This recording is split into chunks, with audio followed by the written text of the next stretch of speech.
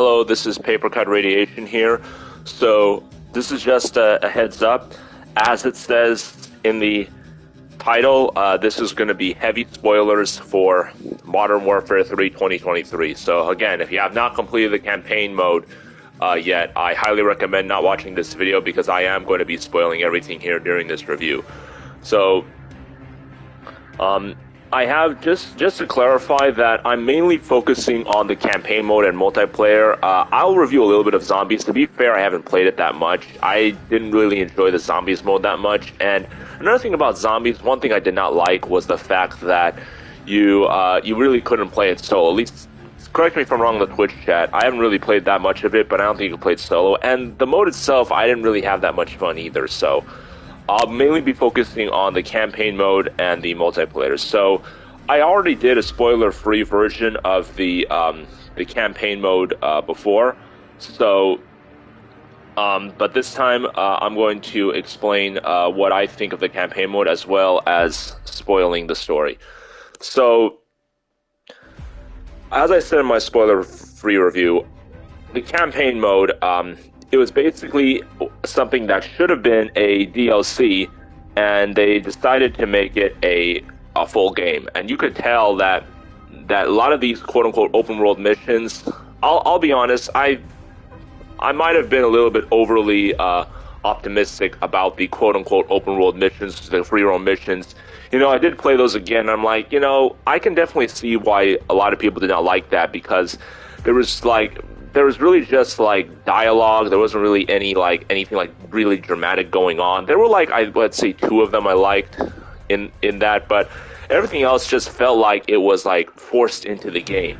And I could be wrong, but based on what I've seen, it looks like that this was just a way to turn a DLC into a full game. To explain that in more detail, what I'm going to say is that many of the quote-unquote normal Call of Duty missions, the ones that actually were story-based, like linear missions and all that, they were, in my opinion, they were actually good. They were not that bad. And I'm predicting that if pretend you take all of these free roam missions out, you pretty much have the size of a DLC Call of Duty. And in my opinion, all the story missions, like almost all of them, and especially the one where you control, I think, some kind of, silly me, I can't remember the jet, but you know the one where you're pursuing Makarov and you're inside a plane and you shoot like turrets on the ground and all that.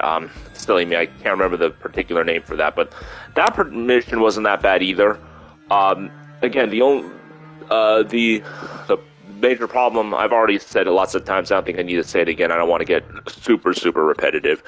So I believe I've made my point. Now, to add in the first spoiler I'm going to say is that one of the missions I really liked was the plot twist with Shepard. I think it was really interesting in the mission where you're trying to find Makarov's prisoner, and you end up grabbing him, and then it turns out to be Shepard, and Price and his squad end up getting angry and saying, "Oh, is there a mess you're not part of," and all that. I thought that was a really good plot twist, and how you kind of formed a code alliance with Shepard. So it's kind of like you kind of like experience that tension while playing through that mission. So I thought that was like really great. That's a perfect example of how Modern Warfare can really be a great story if they really put in the effort. Now, another mission I liked was the modern version of the quote-unquote no Russian scene. So, back in the original Modern Warfare 2 in 2009, there was a very controversial mission. It was like that mission was a major part of the story. It really helped develop the story, but at the same time, it was extremely violent, and it was very very graphic. And, if you're sensitive to violence, I highly recommend not watching that mission. It was, many people found it disturbing, and even to this day, it's considered one of the most controversial missions of all time in gaming. So, in this version, I understand that the developers were trying to avoid a little bit of controversy. So Makarov pretty much did the same thing, only instead of, shooting down innocent people, what he did was he set somebody up with a bomb, so he kind of made it look like one country attacked the other, he set it up to make it look like a terrorist attack when in reality it was Makarov who was the mastermind behind that. So I thought that was basically a watered not watered down, that's a poor choice of words. That was basically like a less violent version of the No Russian Mission, and that's not saying much because the No Russian Mission was extremely violent. So I understand. I thought it was really interesting plot. I like how they brought that nostalgia back in story-wise, but graphic-wise, I completely understand why the developers would want to avoid that controversy again. And you have to remember, this mission was back in 2009, and the audience back then was what many people think much less sensitive back then. So especially nowadays, with video games becoming much more popular, a lot more people playing games, imagine if that kind of controversy in a modern game happened in the modern era. I think that would get a lot more controversy and all that, and there'd be, as I said, I'm perfectly okay with what happened because I know some people were wanting something more extreme, but I was okay with what they had in the game. So that particular story mission I thought was really good. I also thought the part where you rescue Makarov in the first mission, that was actually really interesting, how you kind of played as the bad guys at first. I would say one of the missions that I think fell short was, it wasn't horrible, but I think it could have been done better, was when Makarov's right-hand man,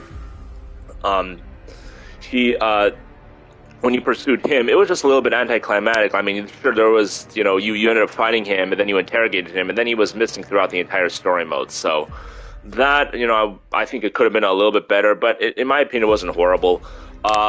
Now, this part of the videos might be a little bit, a lot of people might disagree. I know, I've heard of a lot of players being very angry at, and I've already said this before, but this is where a real spoiler is going to come in. This is going to be like a super heavy spoiler what I'm about to say, so just one final warning about that. At the end, Soap dies, and a lot of people thought that his death was needless and all that. But in my personal opinion, I actually thought that was, and again, many of you people are going to disagree with me. That's fine. We all have our different opinions. But I actually thought that, there was good storytelling, and here's why. I'm about to explain why. So, Soap was it's not like Soap was a wasted character. He was a major character in Modern Warfare 2 2022. Sure, he wasn't in Call of Duty Modern Warfare 2019, but he was in all of Modern Warfare 2, so he was already in one entire game. And you have to remember that Ghost in the original Modern Warfare trilogy, in Modern Warfare, he was only in Modern Warfare 2 2009 before getting killed off. That's another thing. So, yet, not many people complain about that. So, Soap was pretty much in more than one Modern Warfare game compared to Ghost back in the OG. Let me rephrase that. So, Ghost in the OG Modern Warfare trilogy, long before we have the current Modern Warfare trilogy, he was only in one entire game before getting killed off, and he didn't even make it to the end of the game before he got killed off. So here, Soap was in an entire Modern Warfare 2 game. He had really good character development. He and Ghost were both of them had great character development, and all of the the entire squad did too. But the point is that he was in an entire game here, and then he was in what many people thought should have been DLC. He was also in Modern Warfare 3 here, and he didn't even get killed off until the very end. So it's not like Soap was completely wasted. He still had some good character development, and I thought the death was a lot more shocking too, because in Modern Warfare 3, the OG Modern Warfare 3, back in 2011, when Soap got killed off there, we did kind of see it coming, and sure, it was a lot more dramatic, a lot more cinematic, and all that, and very epic. But here, it wasn't as epic as back then, but I thought it was good storytelling because of how shocking it was. It kind of appeared out of nowhere, and another good storytelling is that it showed how dangerous Makarov really is. And that was really interesting. It showed that Makarov is much more than just an ordinary Call of Duty villain. We've had an army of Call of Duty villains and all that, but this shows that Makarov is much more dangerous. He's not just a standard Call of Duty villain. He's a real threat, which is what it should be. Makarov is arguably the most dangerous villain in all of, to be fair, I haven't played all the Call of Duty games, but he's arguably the most dangerous villain in all of Call of Duty. And I played all of the Modern Warfare games, and I can now for sure say he is by far the most dangerous villain. as someone who's played all of the Modern Warfare games. And I think that's what should have happened. It shows how dangerous, how much of a threat Makarov is. He was actually able to kill off like one of the main characters, like for good. So, and another thing that also made the scene a lot more sad was back in the flashback scene when they captured Makarov, and Soap actually wanted to kill Makarov right then and there in the flashback scene, but Price ended up stopping him. And Makarov was basically saying, you're gonna regret not killing me. And sure enough, that happened. If Soap killed Makarov back then, Soap wouldn't have died in this game. So it really showed how powerful that scene was. And another thing is that you could actually tell, another spoiler scene, you could tell that this has driven Price a little bit closer to the dark side, because he ended up killing Shepard, like ruthless, kind of like the Punisher. He like walked into Shepard's office, grabbed a gun, killed him, no regrets, no mercy, no hesitation. So it makes you wonder if Price is going to be a little bit closer to the dark side. It'd be kind of interesting in Modern Warfare 4 if we saw like Price and Ghost go head to head and all that. Maybe have to choose a side. That'd be interesting. Now, speaking of that, regarding Shepard's death, a lot of people did not like that either. And again, Shepard like had almost like he was in almost an entire game, and he was like even a somewhat of a major character in this game. So it's not like he was he had that little screen time. Think about it. In the OG Modern Warfare 2, Shepard didn't really have that much screen time. Like as a villain, like sure there was the big plot twist where he betrayed you, and then the final battle was really epic. Even though it was a little bit, some people thought it was over the top. I thought it was okay. But the point is that he didn't have that much screen time as a villain. Here we actually did, we saw a lot more of him, and you can only keep dragging out characters, over and over and over again before they get stale. Modern Warfare, like if they want to continue the story, they got to have progression. Because think about it, if let's say none of the Modern Warfare characters got killed off at the end, and then let's say Shepard survived at the end, then it'd be like, when is this thing going to end? I mean, like, there's no progress. Progress needs to be made in a story for it to keep moving on. Otherwise, the story is just going to become stale. You need creativity. You need new things to happen. You need plot twists to happen. That's, obviously campaign mode. Storytelling is a big thing about the campaign mode. So, in my opinion, Soap's death, this is why I thought Soap's death was actually, was actually good storytelling. And even Shepard's death, to a lesser extent, was good storytelling. Maybe it could have been a little bit more epic, but I was satisfied with what happened to Shepard, and especially Soap. And again, I'm not trying to brainwash anybody. The only thing I'm trying to do is I'm just trying to get people who are watching this to understand my point of view, how I view the story. That's all I'm trying to do. And if you disagree with me, hey, listen, we all have our different opinions. We all have the right to have our opinions. Like, perfectly understandable if people disagree with me. I'm just expressing my opinion about the Modern Warfare 3 story. Now, again, I've already seen the spoiler-free review. I haven't really stated that much here, but I'll say it again. The main thing that made Modern Warfare 3 very controversial, and I agree it should have been controversial, was the fact that you have to pay $70 to get a campaign, basically a DLC-sized campaign mode. Because again, if you take out all those stale, free roam missions, it's the size of a DLC. That's what the missions are. So I thought it looked like that they were trying to crowd it into a full game, or make a DLC into a full game by adding in those weak free roam missions. That's what it looked like, and in my opinion, that was not good. I think if anything, they should have just made this a DLC, and then then it would have been better if maybe you just paid like $10 or $20 for the campaign mode, and then maybe $10 or $20 for the multiplayer mode, and maybe $10 or $20 for zombies. Wait, that would still be $60. Well, if you pay like $10 for the campaign mode, $10 for the zombies, maybe $20 for multiplayer mode, see, that would be $40, and I think that would have been okay if you did that. And that's actually going to bring me to the multiplayer review. The multiplayer, in my opinion, it's great. It's by far the best thing about Modern Warfare 3. The multiplayer has all the Modern Warfare 2, the OG Modern Warfare 2 back in 2009. It has all the maps back, and it also brings back many features from Modern Warfare 2, like the dots on the map and all that. It's a really great nostalgia game, and the way you grind to earn things, you see in Modern Warfare 2 2022, the grinding was a little bit extreme. You had to like grind and grind and grind. You had to get certain weapons leveled up to access one of the attachments to another weapon. It was just really crazy. Here it's a lot more simple. You just have to complete certain objectives, daily objectives, or win games, and then win enough games to win a certain attachment and all that. So I like the grinding there. It's much more simple, but it definitely brings that nostalgia back. Because back in the old Modern Warfare days, you would mainly grind. My memories might be wrong, but that is how you unlocked everything, was mainly grinding. And I like the fact they bring that feature, they bring that feature back to Modern Warfare 3. And I also thought the maps are great. The maps are exactly the same. It definitely brings back that Modern Warfare 2, the OG Modern Warfare 2 vibe, and I really thought it was great. Hope they add in more stuff in the future, because the modes are limited, but I'm satisfied with what we got. Again, if we could get Modern Warfare 2, this was basically a OG Modern Warfare 2 remaster. If we had paid $20 to get that multiplayer, I would say between $10 and $20, maybe $15, maybe between that, I would honestly be okay with that, even $20, because the multiplayer is really good. The campaign mode, in my opinion, it should have been, I shouldn't have said $20. It probably should have been $10, $15 at most, if you cut out all of the free roam missions. It's a DLC.